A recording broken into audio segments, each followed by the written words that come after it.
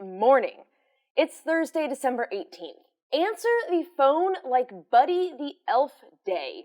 Because he does the thing where he goes, Buddy the Elf, what's your favorite color? It's green, by the way. My favorite color is green. Not that you asked.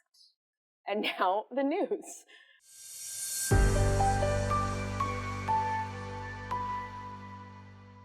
I don't know why I gave you an attitude, I'm sorry. Starting with a non-update update regarding Brown University as we start day 6 of the hunt for the shooter. There is still, as of this recording, no real update. As I've said each time, ideally, by the time you hear this will be updated and they will have something. Right now, all they have still is a vaguely enhanced photo and the broad description of 5'8" and a stocky build. $50,000 to the first person who can find a 5'8" stocky build person in Rhode Island. And then moving on to a story that I'm going to call, I can tell by the fact that you told everyone that your son monitors your adult viewing habits on your phone, that you lack the ability to be embarrassed, but if you could be embarrassed, you should be. On Wednesday, 4 moderate House Republicans joined with House Democrats to force a vote that will extend the ACA tax credits for 3 years. The picture of Speaker Johnson as he was talking to reporters about this is the best. He looks like that sad emoji with the little, his little mouth is like to the side, like, oh well, this happened. Once again, I've been bested. You? Mike Johnson? One of the great political minds of our generation? How? LOL. Under House rules, the vote could come as soon as next month, which, yes, does mean that these current tax subsidies will expire, but it will be, hopefully, just a temporary gap.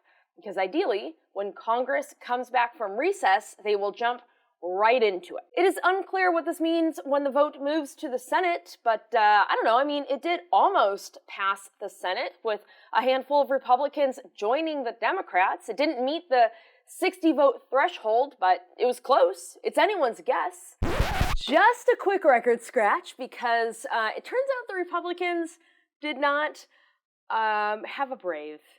They fell on the Speaker Johnson side of the brave, which is to say they weren't brave at all. After having their we're gonna do it, those 4 House Republicans, 3 of them, not including Thomas Massie did in fact vote with the House Democrats, but 3 House Republicans ended up voting with the rest of the Republican Party, and while a healthcare bill has passed through the House, it does not include an extension of the ACA tax credit.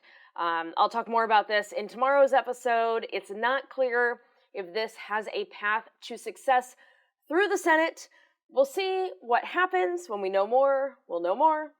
But I wanted to make sure that I mentioned it as a little update for you. Now back to the rest of the show. But healthcare was not the only area where Republicans and Democrats joined hands together and said, dude, I think we got, and now we gotta go get 'em. The Senate on Wednesday gave the final yes vote on a $900 billion defense policy bill. Tupac was right, they got money for war, but they can't feed the poor. On a 77-20 vote that also includes this caveat. Hey, Pete Hegseth, we are very concerned that you are now what could be legally called a serial killer. Because to qualify as a serial killer, that person would have murdered 3 or more people over more than a month span, including a significant period of time between the murders known as a cooling off period, which I guess we haven't seen yet, so he might just be a normal murderer, allegedly. So this bill includes a measure that mandates the release of the orders behind these boat strikes that he has been in charge of, as well as the unedited footage of the attacks. And it will withhold 25% of Hegseth's travel budget if the administration does not comply. We love to see it. We would rather just not see any murders, but at least we're getting somewhere. On Tuesday, Trump designated Venezuela as a foreign terrorist organization. Whole country.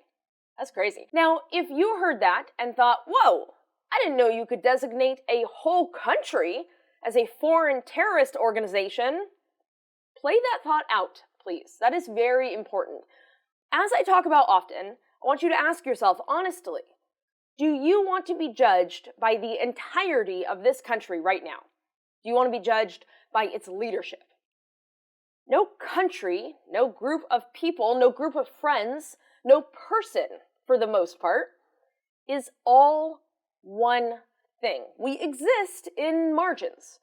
You can make an exception when it comes to certain people, singular presidents, perhaps. But what are we doing here? No whole groups of people are all just you are one thing. An entire country cannot be a foreign terrorist organization just because somebody lives there. One of my best friends is from Venezuela. I don't mean to blow anyone's mind, but she is not a terrorist. She just makes fun of me sometimes. That's a different kind. Nope, not gonna finish that joke. Anyway, no, the country is not a foreign terrorist organization. That would be literally impossible. And to further prove that point out, there has been no change to the list of foreign terrorist organizations following Trump's announcement. If you only take one lesson, one piece of information from this episode, then I've done something wrong, but I would like it to be this. Even though Trump said that he has designated Venezuela as a foreign terrorist organization, that's a cow's opinion. That means nothing. That is just words that he decided to say. That is not, there was no change to the list of foreign terrorist organizations. That's not an official designation for the country. That feels something very, very important that I really want to drill down on and make sure that the word is passed along. However, Trump did also say something on Tuesday that unfortunately action is being taken on in response. On Tuesday, Trump announced that he has ordered a blockade of all sanctioned oil tankers in the country, which is a move that will further hurt their struggling economy. Now, Trump says this is because the country is using the oil to fund drug trafficking and other crimes. And so what he has decided to do is surround the country by what he says is, quote, the largest armada ever assembled in the history of South America, end quote. An armada is a fleet of warships. Let me be honest and tell you that I didn't know what that meant. I looked it up, so there's no way he did. But I love that he's just out here using that word like he had any clue. Sure, Jan. So he has surrounded Venezuela with these warships, apparently a record number of them. And he says that they will stay there until Venezuela gives America oil, land, and assets. Why? He doesn't say. That's hostage. I think we are holding Venezuela hostage. We have surrounded the country with weapons, and we will only let them go if they give us something that we're asking for, but we have no actual claim over. I think we're holding them hostage. Additionally, there are 18 oil tankers in Venezuelan waters that Trump says the United States will seize the moment that they enter international waters. Oh my God, we're holding a country hostage. Hello, police? I was at home when it happened, or at work. I'm not totally sure when it happened, but I was not a part of this. Pentagon officials have referred all questions about what is happening regarding this to the White House. I bet, because we have taken a country hostage. I, too, am referring all questions to the White House. I also don't want to answer any questions. We are holding a country hostage. Uh-oh. On Wednesday, former special counsel Jack Smith, aka Coach Beard from Ted Lasso, they are the same person, looks-wise, not vibes-wise, appeared before a congressional committee to say that his team, quote, found proof beyond a reasonable doubt, end quote, that Trump engaged in what he called a criminal scheme to overturn the 2020 election. Yeah, babe.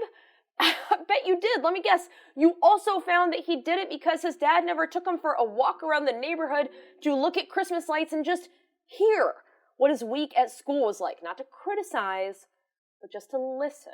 What else have you found evidence of? The fact that the San Diego Padres haven't won a World Series because we lack the ability to build a team. Every time we have a good season, the management just lets all of our players go. What are we building around? We have to build around something. We gotta build.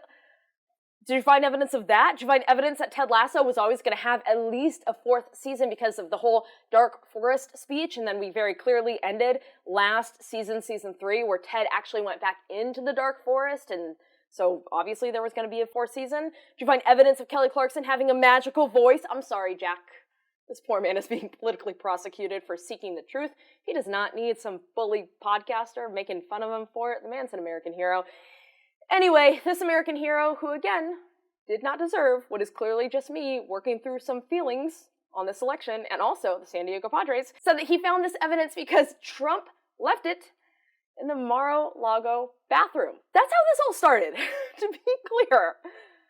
That's how this all started. Trump, when he left office, was like, I need to take these shirts, I need to take these abnormally long ties, and, this evidence that I'm not allowed to take, that can go in the bathroom, the hideously decorated bathroom. Thank you so much. So when Jack Smith was investigating the fact that Trump was never supposed to take those official documents out of the White House, when he was investigating that crime, he found evidence of another crime that Trump did. Excellent presidential picking, voters. So this is what he said when he was speaking to that congressional committee. Quote, powerful evidence that Trump willingly retained highly classified documents after he left office in January 2021, storing them at his social club, including in a bathroom and a ballroom where evidence and gatherings took place, end quote. That is the evidence that Trump, attempted to steal the election. And why do we know about any of this? Why did Jack Smith even go speak to Congress this week? Because Jim Jordan, who, as a reminder, knowingly turned a blind eye to his college athletes coming to him about sexual abuse at the hands of the team doctor. That's not a part of this story, but it should always be included in any story that talks about him. Because Jim Jordan called Jack Smith in because Trump is politically prosecuting him, and for some reason, there are still some Republicans who are sucking up to Trump, Jordan included. And so Jim Jordan was like, I got him. We're gonna call Jack Smith in here and we're gonna talk to him. And Jack Smith was like, great. I would love to tell you so many things. And that's one of the things that he told them. What a time. Anyway, Jack Smith is an American hero. The President of the United States did insurrection violently, but also first he attempted to do it via paperwork. And also Jim Jordan is a creep. And that's it. That's the news. I'm proud of Jack Smith. I cannot stress this enough. The man is an American hero, and any podcaster who does low-stakes bullying of him should be embarrassed. Also, I really hit the classics here. Kelly Clarkson and a lecture about Ted Lasso in one story? I am either really on my game or I am going through something. You choose. Please don't choose I'm on my game. I'm not going through something. I was doing a bit. I'm also proud of my friend Anna, but only because she doesn't listen to the show. And true friendship is saying something nice to someone's face and also behind someone's backs, and also being honest about the fact that you don't listen to your friend's podcast. That's true friendship. But more than a mustachioed man from Kansas, because while you are full of whimsy and charm, you would never go all the way to London, get everyone emotionally attached to you, and then leave without saying goodbye or winning the whole dang thing as promised, which is another reason season 4 was always obvious. I don't know what this bit is that I'm doing, I'm sorry. Too much. The point is, I'm proud of you.